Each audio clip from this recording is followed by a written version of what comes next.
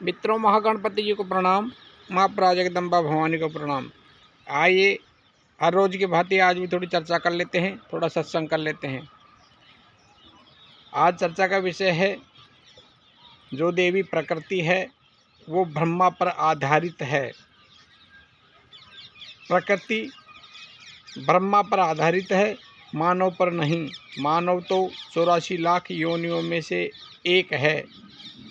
उसकी विशेषता यह है कि वह अपने कर्मों से स्वर्ग या नरक में स्थान आरक्षित करा सकता है अथवा मुक्त होकर इस चक्कर से बाहर भी निकल सकता है।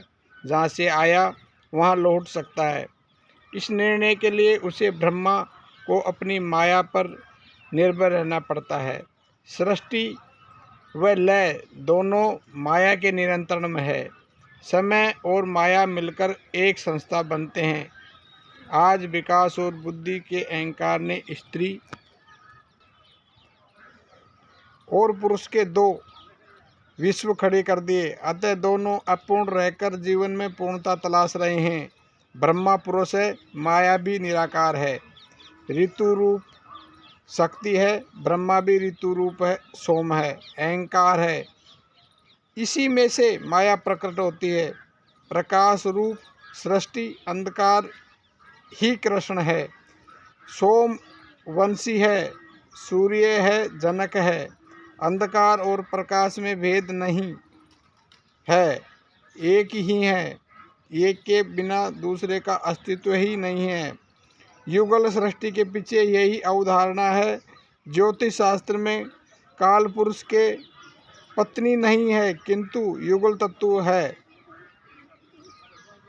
आयुर्वेद ग्रंथ चरक संहिता, चरक, सुश्रुत चरक जैसे महर्षियों द्वारा स्थूल सृष्टि के रचे गए, वहाँ स्त्री पुरुष को समान महत्व मिला है। इनके कार्यों के वर्णन है। कब पुत्र होगा, कब पुत्री, स्थान पर कई इंगित मिलते हैं।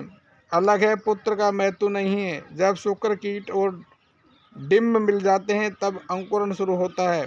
क्षेत्रज्ञ, वेदयति, दृष्टा, पुरुष, सृष्टा, साक्षी, धाता आदि पर्याय नाम वाला तथा जो अक्षय, अव्यय, चिंत्य वह लिंग शरीर के साथ कर्मानुसार त्रिगुण देव असुर भावों से युक्त हुआ वायु द्वारा गर्भाशय में प्रविष्ट होता है।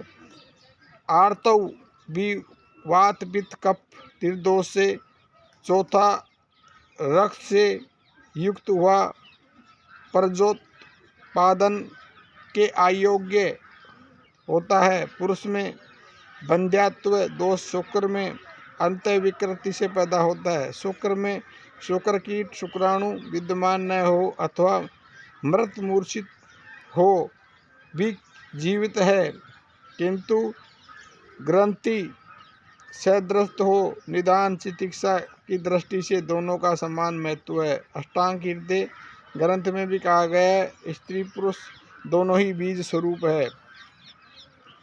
अग्नि और सौम्य है। अग्नि ही सोम का आवरण है। प्रधानता अग्नि की ही रहती है। सोम गर्भित रहता है, अतः स्त्री को प्रतंत्र कहा है। इसके विपरीत स्त्री संस्था में अग्नि सोम के गर्भ में रहता है। सोम की प्रतिष्ठा बनता है। आत्मा भी अग्नि होने से स्त्री को शक्ति कहा जाता है।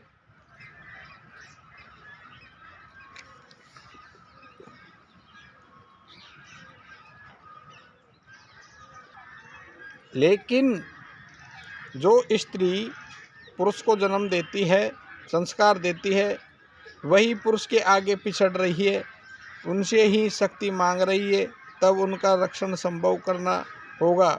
ये मात्र संख्या की दृष्टि में से ही को भी लौटाया नहीं तो भोगना भी पड़ेगा।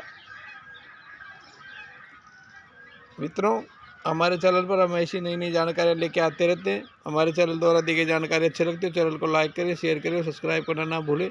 क्योंकि आपका एक सब्सक्राइब हमारे चैनल को नई दिशा देता है। हरिओम हरिओम।